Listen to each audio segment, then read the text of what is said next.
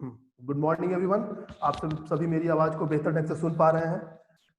तो आज का जो आपका टॉपिक है characteristic of management and nature of management. तो that means I want to say something about this topic today. जो आपका आज है वो प्रबंधन की विशेषताएं के बारे में आपको बताना है, समझना है। इससे पहले आपने कल क्या पढ़ा था? प्रबंधन का अर्थ, परिभाषा। मैंने एक छोटा सा जो बेहतर डायग्राम था जो आपके लिए बेहतर हो सकता था मैंने बनाकर आपके सामने प्रस्तुत किया। हो सकता है उसमें कुछ आपको समझ में दिक्कत हो, तो मैं एक बार जब रिवाइज करूंगा, जब रिवीजन में आऊंगा, तो मैं आपको उसको फिर एक बार स्टेबल करके आपको समझा दूंगा कि कैसे क्या करना है। एकदम easy simple language and lucid style में समझना है। एकदम ऐसा नहीं समझना है कि हम जो पढ़ा रहे हैं एकदम बहुत ब्रॉड ब्रॉड दिमाग लगाना है, ऐसा कुछ नहीं। मैं आपको जो नोट्स प्रोवाइड करता हूँ या डायग्राम प्रोवाइड करता हूँ, इस स्तर से करता हूँ जिस स्तर में आप सीखने की चेष्टा करते हैं। मेरी यह चेष्टा हमेशा रही है। और इसके साथ ही आपने कल देखा संगठन का जो मैनेजमेंट का, माफ कीजिएगा, मैनेजमेंट का जो भी डेफिनेशन था, या फिर वो जेम्स लुंडे महोदय का या आर एस डेबर महोदय का, लॉरेंस ए एप्ले का, उसके बाद हरोल्ड कीनज का। तो ये सब क्या था? संगठन में व्यक्तियों से कार्य कराना। दैट मीन्स अंग्रेजी में मैंने क्या बताया था? Manage man tactfully. यानी मैनेजमेंट को इंग्लिश में क्या बोलते हैं? प्रबंधन को अंग्रेजी में शब्द में एक वर्ड आता है मैनेज मैन, यानी मैन को मैनेज करना तक बेहतर तरीके से, टैक्टफुल्ली, बेहतर तरीके से नहीं, manage man tactfully. That means total depends upon management behaviour.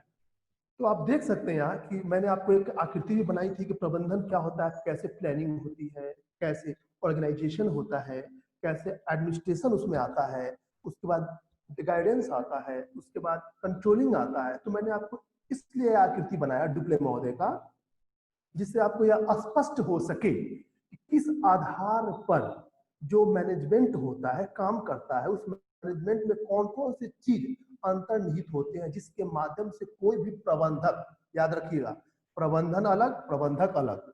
जो जो प्रबंधक प्रबंधन करता है उसको प्रबंधक कहेंगे। तो जो प्रबंधक है वह प्रबंधन की क्रिया का संपादन करता है, जो डुप्ले महोदय ने बताया है। आप देख सकते हैं, आप जिस संस्थान में अभी वर्तमान में अध्ययन कर रहे हैं, स्टडी कर रहे हैं, आप देख सकते हैं कि उसका जो मैनेजमेंट है, उसकी नियोजन प्रक्रिया, प्लानिंग कैसे होती है, आपका एडमिशन कैसे हुआ, वहाँ जो ऑर्गेनाइजेशन काम करता है, टीचिंग, नॉन टीचिंग या अलग अलग, there are different types of organisation to work there, आप वहाँ देख सकते हैं।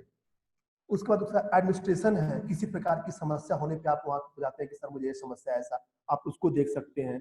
उसके बाद वहाँ गाइडेंस देख सकते हैं, हर फैकल्टीज आपको किस किस टाइप के गाइडेंस देते हैं कि आप क्या कर सकते हैं, क्या नहीं कर सकते हैं, किस प्रक्रियाओं के माध्यम से आप बेहतर अंक ला सकते हैं। ये सब प्रक्रियाएं, there are different types of process to controlling there. उसके बाद क्या है? आफ्टर दैट उसके बाद कंट्रोलिंग है, नियंत्रण। तो सबसे बड़ा चीज है जो एक बेहतर प्रबंधक होता है अपने प्रबंधनीय प्रक्रिया में, एक कंट्रोलिंग सबसे इंपॉर्टेंट चीज रखता है। कंट्रोलिंग के माध्यम से ही सभी चीजों को वह व्यवस्थित कर पाता है। अगर कोई काम आप कर रहे हो और काम में अगर आपका नियंत्रण नहीं हो, आप अनियंत्रित हो गए, तो समझ लो आपका काम करना बेकार है, तब तो आपकी व्यवस्था ही धूमिल है। तो वही डुप्ले महोदय ने एक बेहतर आकृति, एक डायग्राम के माध्यम से, एक फिगर के माध्यम से समझाने की कोशिश की कि आखिर मैनेजमेंट क्या है, मैनेजमेंट एक्चुअली किस प्रकार से प्रबंधन में, मैनेजमेंट में प्रक्रियाओं का समावेशन करता है। आखिर हरोल्ड कीनज ने क्यों बताया कि प्रबंधकीय प्रबंधन जो है मानवीय एवं भौतिक साधनों के उद्देश्यों की प्राप्ति के लिए समन्वय करता है, तालमेल बैठाता है कि नहीं? तो पूरी तरह से जो तंत्र है, पूरी तरह से देखा जाए, आप देख सकते हैं जो मैंने जो आकृति आफ्टर ऑल बनाया है, नियोजन, संगठन, प्रशासन, निर्देशन और नियंत्रण, इस चारों के अंदर सबसे शीर्ष पर मैनेजमेंट इर्द गिर्द घूमता रहता है। अगर यह नहीं हो तो मैनेजमेंट का तालमेल नहीं बैठ सकता है। अब मैं आपको शेयर करने जा रहा हूं, अब देख लीजिए। मैं नया जो आज मैंने नोटिस किया, नोट्स आपके लिए तैयार किया है ताकि आसानी से आपको समझ में आ जाए, क्योंकि मैं तो फिजिकली आप मुझे देख नहीं पाते हो, तो मैं यह कोशिश करता हूँ, I will again and again try कि आप इवन बेटर अंडरस्टैंडिंग, आप समझने की पूरी कोशिश कीजिए। मेरी हमेशा आशा रहती है कि आप जितना बेहतर ढंग से मेरे नोट्स से समझ जाए, मैं कोशिश करता हूँ। मैं शेयर कर रहा हूँ आपको जो मैंने एक नोट्स तैयार किया है। You can see that here, what can I do from here, या यू कैन सी, मैंने खोला इसको। तो इस प्रक्रियाओं के माध्यम से जो स्कूल मैनेजमेंट है, विद्यालय प्रबंधन है, उसको समझना आसान हो जाता है। माफ कीजिएगा, अब मैं इसको खोल रहा हूँ। क्या है? कैरेक्टरिस्टिक, कैरेक्टरिस्टिक, एक मिनट माफ कीजिएगा, एक मिनट रुक जाइए। मैं आ रहा हूँ। तो इस प्रकार आप देख सकते हैं कि कैसे स्कूल मैनेजमेंट काम करता है और जिसके माध्यम से इन सभी प्रक्रियाओं को बेहतर ढंग से देखा जा सकता है, बेहतर ढंग से देखा जा सकता है। तो आप देखिए यहाँ पर जो वर्क हो रहा है, एक मिनट माफ कीजिएगा,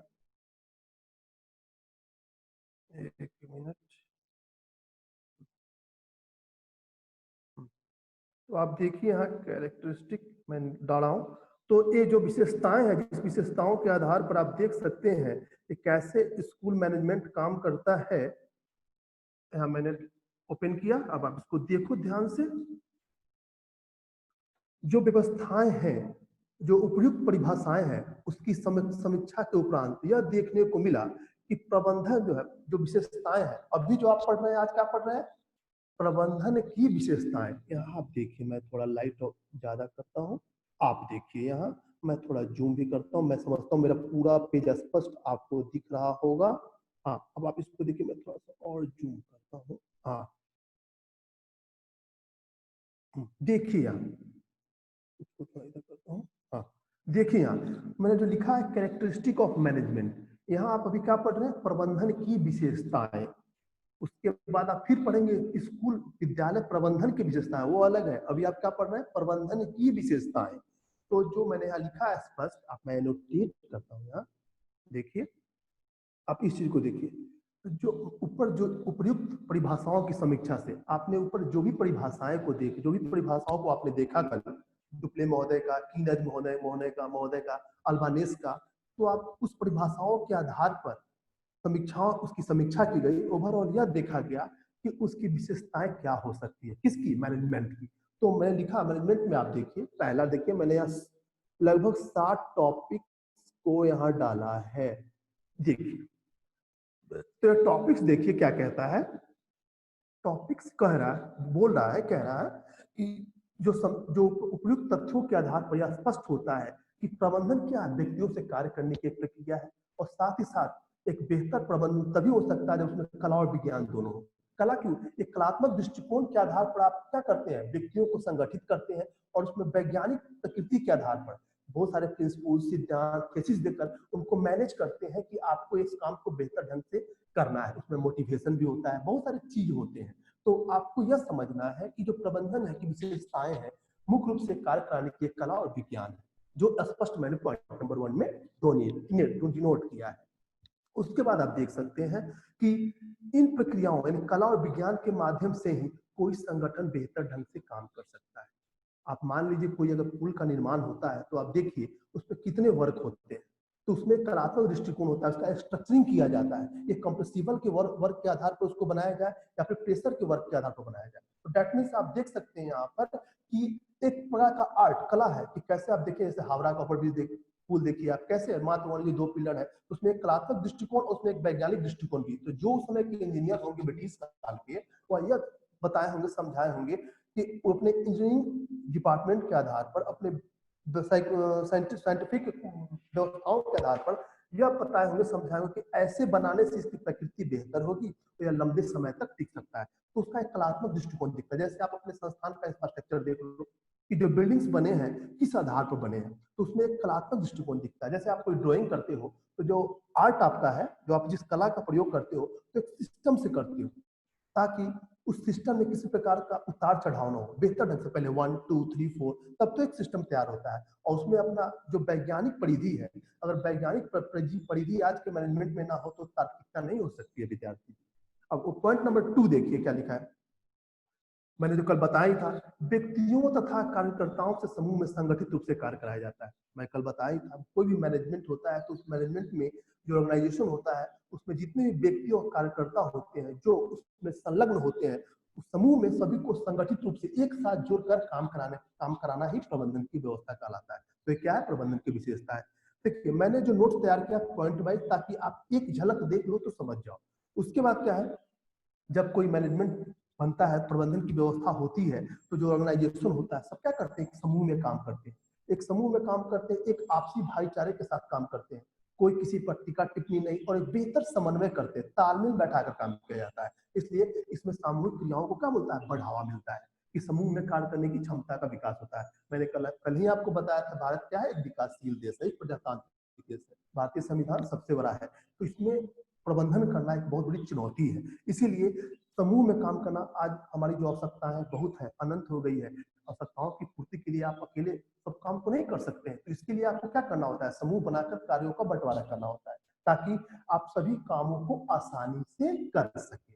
उसके बाद क्या है, जो प्रबंधकीय व्यवस्था में मानवीय जो हम लोग काम करते हैं, और भौतिक सोच जो भी है, इंफ्रास्ट्रक्चर आप देख ही रहे हैं, आपका जो भी चीज है जो आपके शैक्षणिक प्रक्रियाओं से संबंधित है, सब में क्या किया जाता है, समन्वय किया जाता है, कोऑर्डिनेशन किया जाता है, तालमेल बैठाया जाता है, ताकि आपको, इससे पहले जो मैंने बताया था क्लासरूम मैनेजमेंट, तो आपको मैंने समझाया था तालमेल बैठाना, समन्वय करना, कि भौतिक स्रोतों के माध्यम से, तो जो भी चीज है आपके संस्थान में, जो आपकी योग्यता में को बढ़ावा देते हैं, आपकी कैपेसिटी को बढ़ाते हैं, इस सब में एक बेहतर समन्वय स्थापित करना एक प्रबंधकीय व्यवस्था का सबसे बड़ी विशेषताएं है। उसके बाद क्या है, पर्यावरण को बनाना। मान लीजिए इन्वायरमेंटल, जो आपका पर्यावरणीय स्थिति है, वातावरणीय स्थिति है, चाहे वह देश का हो या फिर अपने शैक्षणिक वातावरण का हो, सबको आप मिलाकर देखें तो एक बेहतर प्रबंधन के माध्यम से ही उसको समन्वित व्यवस्थित किया जा सकता है। जैसे आप देख लो, मैंने आपको डिजास्टर मैनेजमेंट पढ़ाया है, तो मैंने आपको बताया था कि जो पर्यावरण की गुणवत्ता में गिरावट आ रही है, और अभी कोविड-19 फैला हुआ है, तो अभी जो जितने भी चीज है, सभी पोल्यूशन वाली चीज बंद है, तो आप देखिए पर्यावरण की गुणवत्ता में किस प्रकार से बढ़ोतरी हुई। जितने भी नदी नाले हैं, खूब गंगा से लेकर जमुना, जो भी चीज नदी है अभी भारतीय क्षेत्र में, सब पूरी तरह से क्या हो गया, पूरी तरह से साफ और सुथरी हो गई है। उसमें पॉल्यूशन की जो व्यवस्था है, मात्रा है, पहले से क्या हो गई है, बहुत कम हो गई है। तो ये आंकड़ा हमेशा न्यूज में आते रहता है, तो आप देख सकते हो कि बेहतर प्रबंधन जो सरकार करोड़ों खर्च करके नहीं की, लेकिन इस प्रकार की परिस्थिति में, सिर्फ लॉकडाउन की परिस्थिति में आप देख सकते हैं कि किस प्रकार से पर्यावरण की गुणवत्ता में सुधार होता चला गया। तो ये क्या है, एक प्रकार का प्रबंधीय, प्रकृति प्रबंधीय की व्यवस्था है, तो आप उसको प्रकृति बोल सकते हैं, लेकिन गवर्नमेंट यहाँ क्या कर रही है, सबको ओवरऑल लॉक कर दी है, जिससे प्रकृति खुद ब खुद अपनी गुणवत्ता को क्या कर रही है, स्पष्ट कर रही है। तो आप यहाँ देख सकते हैं कि शैक्षणिक वातावरण में, एजुकेशनल सिस्टम में जो वातावरण तैयार किया जाता है, शैक्षणिक वातावरण एक बेहतर तालमेल के साथ, ताकि जो भी बच्चे पढ़ने आए, जो लर्नर्स सीखने यहाँ पे आए, उनको इस वातावरण में ढलकर पढ़ने का मजा अलग है, रोचकता पैदा हो, इंटरेस्ट पैदा हो। जब तक इंटरेस्ट नहीं आएगा, तब तक आप बेहतर ढंग से अपना अध्ययन नहीं कर सकते हैं। एक अलग इंफ्रास्ट्रक्चर होता है, अगर साफ सुथरा जगह आपको नहीं मिले तो पढ़ने का मजा आएगा, नहीं आएगा। वो अलग स्थिति है कि कुछ ऐसे जगह है जहाँ पर साफ सुथरा नहीं, जैसे मैंने आपको बताया था केरल में बाढ़ आता है तो वोटिंग सिस्टम होती है, बाढ़ के समय भी क्या होता है, स्कूल उठकर, यानी स्कूल वोट पे चलता है, और स्कूल कहा जाता है, डोर टू डोर जाकर पढ़ा कर आता है बच्चों को, ताकि जो व्यवस्थाएं हैं, मैंने आपको एक और चीज बताया था, जब से 2004 में जो एडुसेट सैटेलाइट डाला गया अंतरिक्ष में, स्पेस में, ताकि दुर्गम पहाड़ी क्षेत्रों में, दुर्गम क्षेत्रों में पढ़ाई की व्यवस्था को बेहतर बनाया जा सके, उसी आयामों को आप देख लो, तो सरकार की जो भागीदारिता रही है, निजी भागीदारिता के साथ, कि बच्चों की शिक्षा में कभी कोई कतई नहीं की जा सकती, किया जाए, ताकि उनका जो सर्वांगीण विकास है, उनका नैतिक और चारित्रिक उत्थान है, समय समय पर व्यवस्थित होता रहे, और भविष्य के लिए तथा राष्ट्र निर्माता के रूप में सहायक हो सके। ये प्रक्रिया क्या है, इनका वातावरण को व्यवस्थित करना। अब जो एडुसेट हमारा ऊपर है, उसके माध्यम से बहुत कुछ सीख पाते हैं। अभी तो बहुत सारे सेटेलाइट ऊपर प्रोजेक्ट कर दिए गए हैं अंतरिक्ष संरचनात्मक प्रणाली के आधार पर, तो उसके आधार पर क्या किया जा रहा है, कि हम यहाँ कहने का मतलब है, जो पर्यावरण एनवायरमेंटल है, शैक्षणिक एजुकेशनल एनवायरमेंटल स्टेटस जो है, प्रक्रिया है, जो प्रोसेस है, उसके माध्यम से आपकी शैक्षणिक प्रक्रिया को बेहतर बनाने का प्रयास प्रबंधन के माध्यम से किया जाता है। उसको नीचे भी वही लिखा है जो मैंने बताया, प्रबंधन को मानव विकास की प्रक्रिया ही माना जाता है। तो आप जब प्रबंधन, बेहतर प्रबंधक जो है, जब प्रबंधन की प्रक्रिया को बेहतर बनाता है, तो क्या होता है, उससे ह्यूमन डेवलपमेंट बेहतर होता है। और सरकार कहती है, आपके भारत में बहुत सारे ऑर्गेनाइजेशन काम कर रहे हैं, बहुत सारे मैनेजमेंट काम कर रहे हैं, तो सरकार कहती है कि इस मैनेजमेंट प्रक्रिया के आधार पर आपका जो डेवलपमेंट है वह बेहतर होता जा रहा है और हमारे राष्ट्र के लिए बहुत ही योग्य दिख रहा है और सहायक दिख रहा है। उसके बाद मैंने लिखा है, एक चीज आप यहाँ देख लो, इंटायर आप इस चीज को देख लो, यहाँ जो मैंने लिखा है 1 2 3 4 5, जो मैंने 9 पॉइंट लिखा है। प्रबंधन के अंदर बहुत सारे प्रोसेस होते हैं, मैंने ऐसे तो ऊपर चर्चा कर दिया, लेकिन फिर देख लो। प्रबंधन में बहुत सारे प्रोसेस हो सकते हैं। क्या क्या होते हैं? पहला प्लानिंग है, जो मैंने कल बताया था। बिना प्लानिंग का कोई वर्क नहीं हो सकता है। एक उद्देश्य होते हैं, जो ऑब्जेक्टिव्स, वो तो जरूरी है। कोई भी अगर प्रबंधन अपना कुछ, कोई किसी भी, जब कोई मैनेजमेंट का निर्माण होता है, कोई प्रबंधन की व्यवस्था होती है, तो अपने उद्देश्य पर निर्धारित होती है। उसका उद्देश्य होता है कि मैं जो प्रबंधन कर रहा हूँ उसका उद्देश्य होता है, कुछ उसके लक्ष्य होते हैं। बिना उद्देश्य का कोई काम बेहतर नहीं हो सकता है। उसके बाद क्या क्या? व्यवस्था करना। जब कोई प्रबंधक प्रबंधन करता है तो क्या करता है? ऑर्गेनाइजेशन करता है, टास्क देता है कि आपको यह काम करना है, तभी तो प्रबंधकीय व्यवस्था का रूप स्वरूप स्पष्ट होगा। उसके बाद क्या करता है? ऑर्गेनाइजेशन बनाने के लिए नियुक्तियां करता है। जो प्रबंधक होता है, प्रबंधन व्यवस्था को व्यवस्थित एवं विकसित करने के लिए क्या करता है? अपॉइंटमेंट करता है, वर्कर्स को नियुक्त करता है, ताकि रिक्रूटमेंट करता है, ताकि उसके माध्यम से हम कार्यों को बंटवारा कर उसके उत्तरदायित्वों का निर्वहन वो अपने ढंग से, बेहतर ढंग से कर सके। उसके बाद क्या है? संपादन, यानी जो काम उसको दिया जाता है उसको पूरा करना, पूरी तरह से बेहतर करना और तालमेल बैठाकर काम करना। उसके बाद क्या है? मूल्यांकन एवं नियंत्रण। तो मान लीजिए जब काम खत्म होगा तो कंट्रोलिंग देखने के लिए उसका इवैल्यूएशन और फीडबैक तो चाहिए ही चाहिए। तो इस आधार पर मैनेजमेंट इन प्रक्रियाओं को सुचारू रूप से चलाती है। और जब मूल्यांकन होगा तो मूल्यांकन में जो कमियां दिखेगी, जो ड्रॉबैक्स दिखेंगे, उसके लिए क्या होगा? अपग्रेडिंग किया जाएगा, सुधार किया जाएगा, उसको डेवलप किया जाएगा, प्रोग्रेस किया जाएगा। इस प्रक्रिया से यह तंत्र क्या करता है? काम करता है। और अंत में प्रबंधक क्या करेगा? देखेगा कि हमारे संस्थान में, हमारी जो मेरा जो ऑर्गेनाइजेशन है, एजुकेशनल, इंटरन एजुकेशनल सिस्टम है, उसमें जितने व्यक्तियों ने एक बेहतर ताल कोऑर्डिनेशन के साथ काम किया, मेरा संस्थान आज डेवलप, विकसित, विकास को विकसित की ओर जा रहा है और विकास की रूपरेखा तैयार कर रहा है और समाज में एक बेहतर छवि निखार रहा है। तो क्या करता है? अपने कार्यकर्ताओं को क्या करता है? अप्रिसिएट करता है, प्रोत्साहित करता है, इंकरेजिंग करता है कि आपने बेहतर काम किया, जिससे आपकी तो योग्यता बढ़ी ही बढ़ी, संस्थान की उपादेयता जो है समाज में एक बेहतर छवि के साथ स्पष्ट हो रही है। उसके बाद आप देखिए, मैं क्लियर करता हूँ, आगे बढ़ता हूँ। अब आप देख सकते हैं, मैं एक बार बैक होकर देख लूं, तो इन प्रक्रियाओं के आधार पर आप समझ सकते हैं कि कैसे इंटायर रूप से जो कैरेक्टरिस्टिक है प्रबंधन का, मैनेजमेंट जो है कैसे काम करता है। जो प्रक्रियाएं हैं सहज रूप से काम कर रही है और इन प्रक्रियाओं के आधार पर ही जो सामने स्पष्ट दिख रहा है वह लगता है कि इसके आधार पर ही मैनेजमेंट बेहतर वर्क कर सकती है। लगता क्या? करना ही है, ऐसे ही प्रक्रिया है। तो मैं समझता हूँ ओवरऑल जो आपके सामने मैंने जो दिखाया है वो स्पष्ट है। मैंने एक चीज भी लिखा है, देखिए यहाँ एक चीज मैंने इसको इंडोरेटेड करता हूँ, इस चीज को आप जरा देखिएगा। लिखा है इन सब प्रक्रियाओं, जो ओवरऑल ये जो पूरे प्रक्रिया है, इन सब प्रक्रियाओं के आधार पर ही प्रबंधन क्या करता है? अपने उद्देश्यों की प्राप्ति करने में सक्षम हो पाता है। तभी तो उसके उद्देश्य का मतलब निकलता है। चलिए अब आगे चलते हैं, इसको स्टॉप करते हैं। अब देखिए अब क्या है? नेचर ऑफ मैनेजमेंट, इसकी प्रकृति क्या है? प्रबंधन की प्रकृति। अभी विद्यालय प्रबंधन के बारे में नहीं पढ़ रहे हैं हम, अभी प्रबंधन के बारे में पढ़ रहे हैं। उसके बाद अब स्कूल मैनेजमेंट चलेंगे। पहले प्रबंधन समझेंगे तभी तो स्कूल मैनेजमेंट समझेंगे। तो आप इसको देखिए, मैं थोड़ा इसको जूम करता हूँ, आप इसको यहाँ देख सकते हैं। हाँ, अब मैं नोटेट करता हूँ, अब देखिए। तो इसमें क्या है? नेचर, प्रकृति। आखिर मैनेजमेंट की प्रकृति कैसे हो सकती है? तो देखिए, प्रकृति तो हमेशा बदलती रहती है। स्वभाव, जो प्रबंधन की प्रकृति, कभी कुछ मैनेजमेंट में है, कुछ वैसे भी होते हैं जो अपने उत्तरदायित्वों का निर्वहन नहीं कर पाते हैं। जो कार्यकर्ता है, उसमें काम करने वाले कार्मिकगण, तो क्या करते हैं? वो अपने स्वभाव को उस क्षेत्र से बदल कर कुछ नए आयाम को डालती है। जैसे अभी आप देख लीजिए, लॉकडाउन का पीरियड चल रहा है, तो नए नए जो व्यवस्थाएं हैं जिसके माध्यम से ऑनलाइन लाइव टीचिंग आपकी हो रही है, जिससे आप आसानी से पढ़ पा रहे हैं, समझ पा रहे हैं। तो ये जो है, ये स्वभाव, संस्थान का एक अलग स्वभाव है। संस्थान चाहती है कि आपको बेहतर गुण प्रदान किया जाए इस लॉकडाउन पीरियड में ही। तो प्रकृति हमेशा बदलती रहती है। पहले के समय में प्रबंधन को ही क्या किया था? ओवरऑल पूरी तरह से स्वामित्व का अधिकार दिया जाता है कि वही जो प्रबंधन करता है वही मालिक है। लेकिन ऐसी बात नहीं है। प्रबंधन में जो प्लानिंग है, ऑर्गेनाइजेशन है, एडमिनिस्ट्रेशन है, कंट्रोलिंग है, ये सब चीज जब तक नहीं होगा तब तक कोई प्रक्रिया बेहतर नहीं हो पाएगी। तो मैंने प्रबंधन की कुछ प्रकृति यहाँ डाली है, आपको मैं दिखाता हूँ, एनोटेट करता हूँ। देखिए 1 2 3 4 5 6, इसको आप ध्यान से देखिए। प्रबंधन क्या है? मैंने पहले ही बताया था, कला और विज्ञान है। कि प्रबंधन में कलात्मक दृष्टिकोण और वैज्ञानिक दृष्टिकोण दोनों का होना बहुत ही अनिवार्य है। और क्या है? एक अध्ययन का क्षेत्र भी है।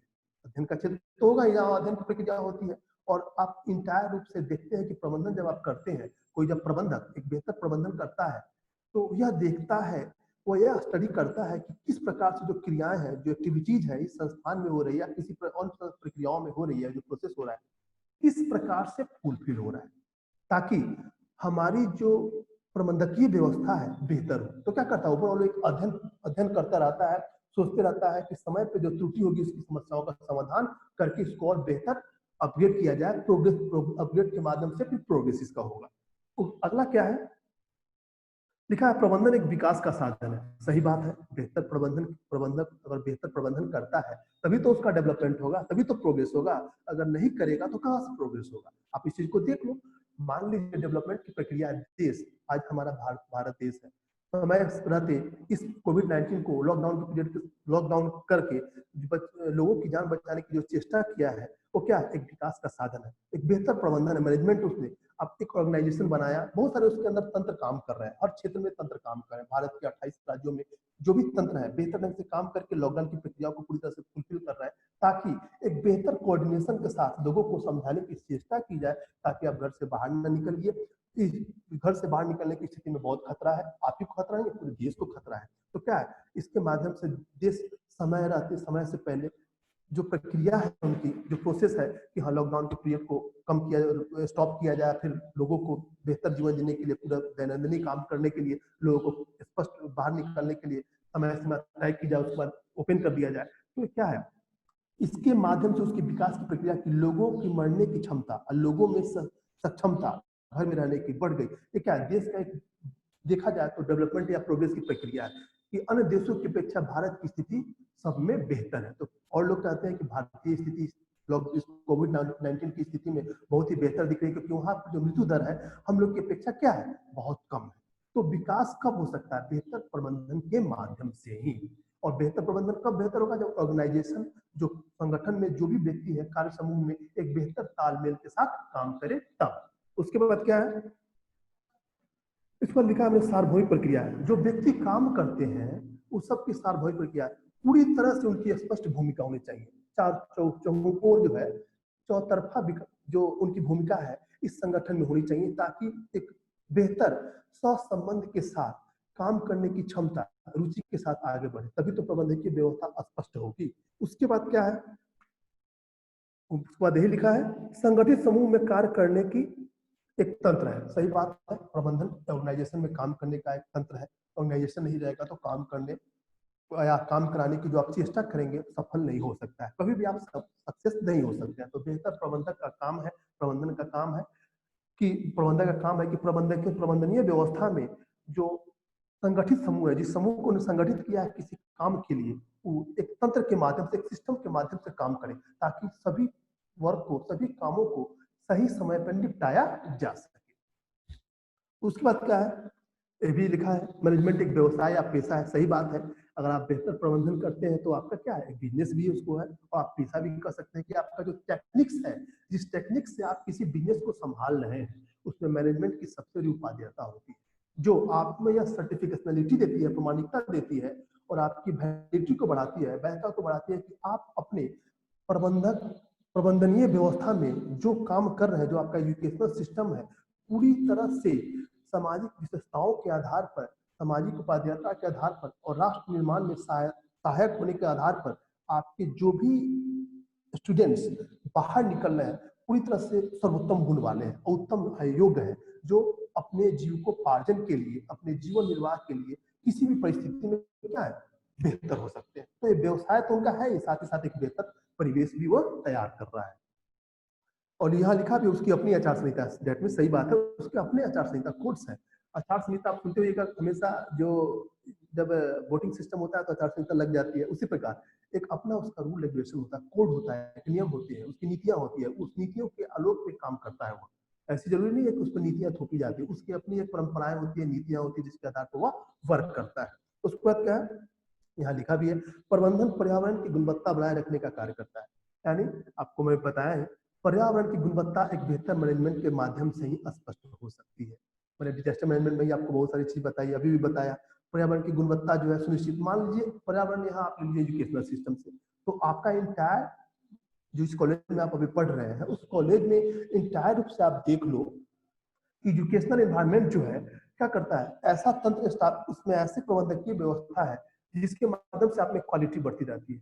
आपका क्वालिटी क्या हो रहा है, डेवलप हो रहा है, आप में गुणवत्तापूर्ण दृष्टिकोण का विकास हो रहा है। और सरकार कहती है कि बच्चों का विकास करना है तो सिर्फ उसमें सटीक ज्ञान की आवश्यकता नहीं है, गुणवत्तापूर्ण दृष्टिकोण का विकास को बढ़ावा दिया जाए ताकि उसमें तार्किकता है वो विश्लेषण कर सके, संश्लेषण कर सके, अनतार्किक पक्षों के संदर्भ में, अपने लॉजिक के संदर्भ में सभी समस्याओं का समाधान करने की क्षमता और योग्यता का उसमें पूरी तरह से व्यवस्था क्रमबद्ध रूप से हो। तो ये क्या हो गया आपका नेचर, प्रबंधन की प्रकृति। अब हम आगे बढ़ते हैं। अब देखिए आगे क्या होता है, मैं एक बार चेक कर लूं। तो इस प्रक्रियाओं के आधार पर ही आप समझ सकते हैं कि कुमार कैसे यह स्पष्ट होता है कि जो व्यवस्थाएं हैं वह स्पष्ट दिख रही है कि कैसे कौन सा वर्क होता है। कुमार रविराज आप हैंड रेज कर रहे हैं, लोअर कर लीजिए। ऐसी भी कोई व्यवस्था नहीं, मैं देख पा रहा हूँ, सब स्पष्ट ढंग से चल पा रहा है, फिर आप बाद में बात होगी। फिर आप इस प्रकार आप देख सकते हैं कि किन प्रक्रियाओं के आधार पर कि कैसे किस प्रकार से नेचर ऑफ मैनेजमेंट काम करता है, उसकी प्रकृति कैसी है और वह कहाँ तक हमारे लिए सहायक सिद्ध हो सकता है। तो आप देखिए आगे मैं क्या करता हूँ।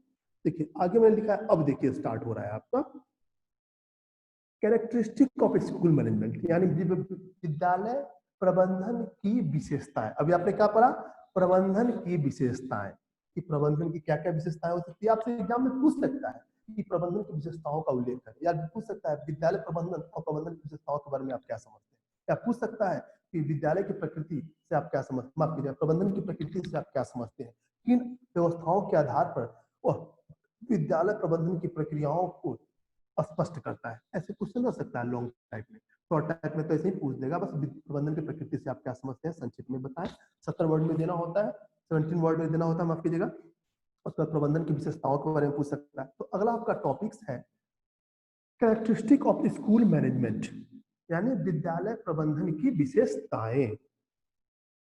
अब आप देख सकते हैं यहाँ पर, तो विद्यालय प्रबंधन की विशेषताएं जो है मैंने बनाया है और टॉपिक को भी दिया है, आप देख सकते हैं यहाँ मैं इसको थोड़ा जूम कर देता हूँ ताकि आपको दिखे, मैंने पॉइंट बनाया है इसको। देखिए थोड़ा बहुत इधर उधर कट जाए तो उसके लिए आप जो ऐड कर लीजिएगा। इतनी बातें मैंने बताई है आपको ताकि कोई दिक्कत ना हो, मैं चाहता हूँ स्पष्ट दिखे। अब देखिए कैरेक्टरिस्टिक ऑफ स्कूल मैनेजमेंट, देखिए एक सफल और प्रभावशाली जो विद्यालय प्रबंधन होते हैं उसकी अनेक विशेषताएं होती है। कोई अगर सफल विद्यालय स्कूल मैनेजमेंट तभी सफल हो सकता है और प्रभावशाली हो सकता है जो कुछ विशेषताओं का उसमें वह पालन करता हो, या कुछ विशेषताएं उसमें बेहतर ढंग से स्पष्ट होती हो। तो आज के समय में इस प्रचलित शिक्षा प्रणाली में जिस प्रकार से बच्चों को अध्ययन कराया जा रहा है, जो प्रचलित शिक्षा प्रणाली में कुछ जो कुछ दोष है उसको दूर करने के लिए एक बेहतर मैनेजमेंट की आवश्यकता है। बेहतर मैनेजमेंट के आधार पर ही बच्चों को योग्य एवं उत्तम बनाया जा सकता है, साथ ही साथ उसमें नैतिक एवं चारित्रिक उत्थान बेहतर ढंग से सही समय पर प्रदान किया जा सकता है। आप हमेशा देखते हो परिवर्तन तो होते रहता है, तो हमेशा जब परिवर्तन होता है तो संशोधन की प्रक्रिया आती है, संशोधन होता है तभी अपग्रेडिंग और प्रोग्रेस की प्रक्रिया आती है। तो इन सब प्रक्रियाओं के आधार पर ही आप देख सकते हो कि किस प्रकार से स्कूल मैनेजमेंट आपके सभी व्यवस्थाओं को प्रभावी बनाकर आपको एक समाज में एक योग्य नागरिक के रूप में स्पष्ट करता है, ताकि आपके जीवन की प्रक्रिया सुनिश्चित हो सके, आप अपने जीवन के उद्देश्यों को प्राप्त कर सके। अब देखिए आगे क्या है। अब देखिए मैं नोट करता हूँ, 5 पॉइंट लिखा है मैंने। कुछ प्रमुख विशेषताएं निम्न है विद्यालय प्रबंधन की। पहला है विद्यालय प्रबंधन में लचीलापन, फ्लेक्सिबिलिटी तो बहुत ही जरूरी है। दूसरा है उसकी व्यवहारिकता, तो वो सबसे इंपॉर्टेंट चीज लगती है। प्रैक्टिकलिटी जो होती है बहुत ही इंपॉर्टेंट है। उसके बाद राष्ट्र के लिए मैंने यहाँ स्पष्ट कर दिया है, राष्ट्र की सामाजिक, राजनैतिक तथा दार्शनिक नीतियों या मूल्यों के अनुरूप। जब तक यह नहीं होगा तब तक विद्यालय प्रबंधन की क्या व्यवस्था है, नथिंग, कुछ भी नहीं।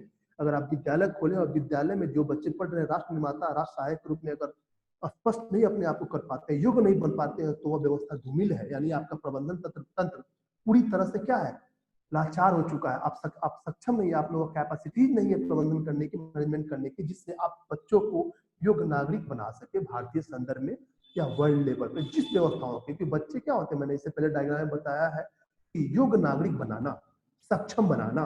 उसके बाद क्या है, यहाँ लिख भी दिया मैंने, विद्यालय प्रबंधन में सक्षमता होना, कहाँ तक उसकी एफिशिएंसी है, जिस एफिशिएंसी के आधार पर, जो सक्षमता है उसी आधार पर वह बेहतर काम कर सके। उसके बाद क्या है, पांचवा, शिक्षा के अपेक्षित उद्देश्यों की प्राप्ति। और जो अपेक्षित उद्देश्य है, कोई अगर प्रबंधन मैनेजमेंट तैयार किया जाता है, अगर कोई प्रबंधक है और एक बेहतर मैनेजमेंट तैयार करता है, तो उसके एक बेहतर उद्देश्य होते हैं, अपेक्षित उद्देश्य होते हैं कि मेरा या मैनेजमेंट तैयार करने का क्या उद्देश्य है, मैं किस प्रकार से इसको तैयार करके बेहतर ऑर्गेनाइजेशन के आधार पर, संगठन के आधार पर, बेहतर प्लानिंग के आधार पर और कंट्रोलिंग सिस्टम के आधार पर इसको सफल बना। अगर सफल नहीं होगा, समाज के सामने स्पष्ट नहीं होगा, तो उसकी व्यवस्था पूरी तरह से धूमिल है। वह अपने उद्देश्यों की पूर्ति करने में सक्षमता प्रदर्शित नहीं करे, तो उसको एक बेहतर प्रबंधकीय व्यवस्था के सभी आयामों को स्पष्ट करने का अधिकार नहीं है। और साथ ही साथ सरकारी निजीकरण की भागीदारिता और मानकीकरण की जो व्यवस्था है, जो नॉर्म्स है, अगर वो उसको फुलफिल नहीं करता है, तो समाज में उसकी स्थिति पूरी तरह से अनैतिक व्यवस्था के साथ स्पष्ट दिखने लगती है, जो हमारे समाज के लिए अभिशाप बन जाती है।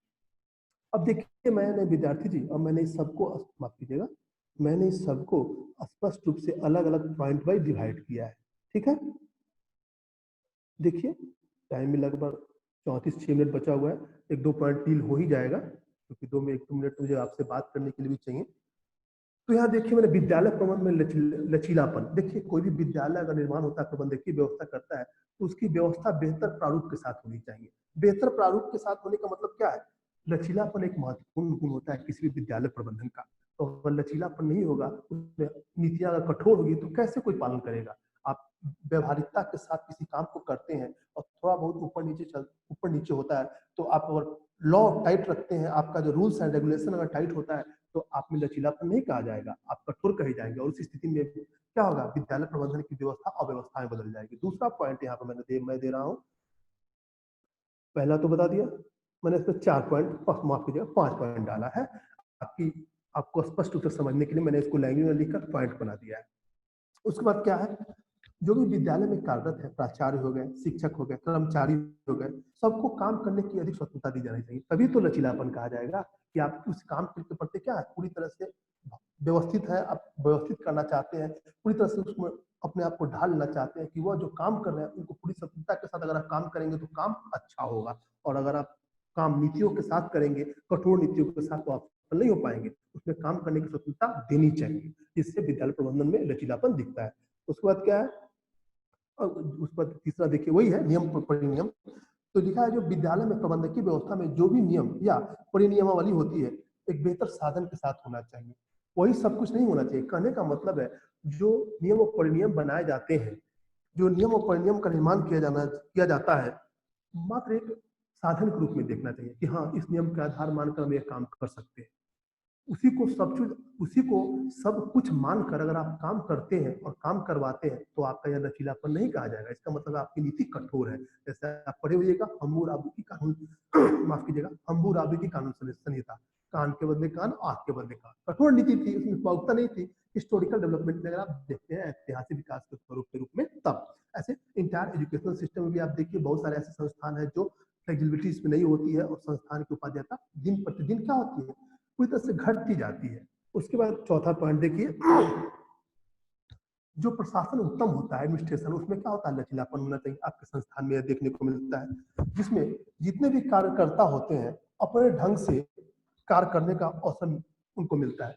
लचीलापन का मतलब होता है, जो भी कार्यकर्ता या व्यक्ति समूह में काम कर रहे हैं, वह अपने ढंग से अपने उत्तरदायित्वों का निर्माहन करे, बिना किसी प्रेशर के। जब कोई काम बिना किसी प्रेशर का होता है, तो काम करने की सक्षमता भी बढ़ जाती है और काम में तार्किकता भी आती है। और पांचवा देखिए, और इसमें जैसे कि आप देख लीजिए, मैंने यहाँ लिख भी दिया है, अगर बरसात का समय आ गया, मौसम परिवर्तन हुए, तो कैलेंडर उसी अनुसार से होना चाहिए। उसके बाद जो भी समस्या है, समाधान करने की सक्षमता बढ़ जाती है। उसके बाद आप देख सकते हैं, अगर मौसम, कोई भी अगर मौसम होता है, कुछ ऐसे मौसम में जो अध्ययन के अनुकूल नहीं है, उस स्थिति में क्या होना चाहिए, अवकाश, छुट्टी भी प्रदान की जानी चाहिए। यही लचीलापन है, इस समय की स्थिति को देखते हुए काम को किया जाए। उसके बाद अगला, जब यहाँ हो गया, उस पर पांचवा देखिए क्या है, लचीलेपन तथा मानकों में एक संतुलन होना चाहिए। सही बात है। जो नॉर्म्स है और जो फ्लेक्सिबिलिटी है उसके बीच एक बैलेंस, जब तक एक बेहतर बैलेंस नहीं होगा, संतुलन नहीं होगा नॉर्म्स के बीच, जो नॉर्म्स गवर्नमेंट के हो या फिर संस्थान निजी संस्थान की हो, तो जो नॉर्म्स है और जो आपकी अपनी खुद की फ्लेक्सिबिलिटी है प्रबंधन की, उस दोनों में एक बेहतर बैलेंस के साथ ही संगठन को मजबूत और विकसित बनाया जा सकता है। इस आधार पर आपका क्या है, यह व्यवस्था, प्रबंधकीय व्यवस्था बेहतर मानी जाती है। अब टाइम अब मात्र 2 मिनट बचा है विद्यार्थी जी, मैं आपसे बात कर लूं। कल हम पढ़ेंगे विद्यालय प्रबंधन की व्यावहारिकता, दूसरा पॉइंट, ठीक है। तो इसके बारे में कल हम इस पर चर्चा करेंगे। अब आज तो मैं आपसे बात कर लूं। अब कुछ देर के लिए मैं आपको अनम्यूट करता हूं, अब मैं इसको क्लियर करता हूं। कल दूसरा पॉइंट पढ़ेंगे। अब जो शेड्यूल हो आगे शेड्यूल के अनुसार माफ कीजिएगा, इसको नोटेट करता हूँ। यही है, इसको आप स्क्रीनशॉट लेना चाहते तो ले सकते हैं। मैं इसको डिलीट करता हूँ। मैंने सब एक बेहतर तकनीकी बेहतर तार्किकता के साथ इसमें गुणवत्तापूर्ण विशेष का जो पॉइंट है उसमें मैंने डाला है, ताकि आप एक लाइन में एक बार में समझ जाओ। कोई भी हार्ड लैंग्वेज नहीं है, एकदम आपके नैतिक विकास को बढ़ावा देगा यह जो मैंने बनाया है। और अगले दिन हम पढ़ेंगे दूसरे पॉइंट से, विद्यालय प्रबंधन की व्यवहारिकता से स्टार्ट करेंगे हम। चलिए मैं बैक आता हूँ, अब मैं स्टॉप शेयर करता हूँ। टाइम हो गया, टाइम भी लिख रहा है। अब देखिए, अब मैं आप सभी को थोड़ा बहुत आपसे मिल लूँ। तो इस प्रकार आप देख सकते हैं कि कैसे हम सभी अध्ययन करते हैं और स्कूल मैनेजमेंट क्या कहता है। मैं सभी आपको कॉन्ट्रीब्यूट कर रहा हूँ। तो एवरीवन, आप सभी को स्पष्ट रूप से सुनाई दे रहा था? सर पढ़ने में अच्छा लग रहा था ना? सर तो मैं ये जानना चाहता हूँ कि जो प्रक्रिया है, जिस प्रक्रिया के आधार पर मैं आपको समझाता हूँ, मैं कोशिश करता हूँ बेहतर से बेहतर आपको नोट्स प्रोवाइड करूँ ताकि आपको समझने में दिक्कत ना हो। जहाँ तक समझ रहा हूँ, मैं जो नोट्स दे रहा हूँ आपको समझ में आ रहा है पूरी तरह से? आ रहा है ना पूरी तरह से? हेलो जी सर। जो मैं आपको स्पष्ट दिखा रहा हूँ, जो नोट्स शो कर रहा हूँ, शेयर कर रहा हूँ, स्पष्ट समझ में आ रहा है?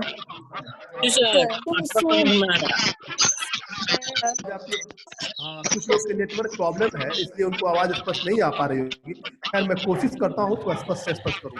ओवरऑल फिर जैसे जो एक रिवीजन का टाइम होगा, रिवीजन के टाइम में मैं जो ट्रबल है मैं बता दूंगा, ठीक है। तो आप सभी को मैं थोड़ी देर के लिए म्यूट करने जा रहा हूँ। 10:40 टाइम हो चुका है, आपका क्लास भी कट सकता है।